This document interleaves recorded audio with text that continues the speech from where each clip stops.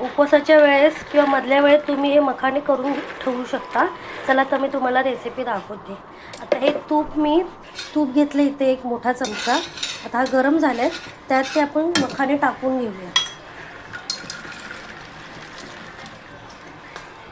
आता हे मीडियम गॅसवर व्यवस्थित क्रिस्पी होईपर्यंत फ्राय करून घेऊया. तो मोठ्या गॅसवर करू नका, कारण ते नुसते वरून लाल दिसतील, थोड्या वेळाने नरम पडणार. त्यामुळे लो टू मिडियमवर जर तुम्ही फ्राय केले तर लवकर नरम पडणार नाही आणि जसे आहे तसेच क्रिस्पी राहतील. मध्ये मध्ये ते हलवायचं. ते आपले आता हे झाले, त्यामध्ये थोडंसं काळं मीठ टाकूया थोडंसं आणि त्याला व्यवस्थित वरखाली हलवून. आपले मखाणे झालेले आहेत.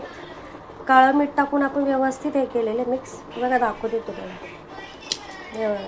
क्रिस्पी असं झालं आहे. आता हे तुम्ही उपवासाच्या दिवशी खाऊ शकता मधल्या वेळेस.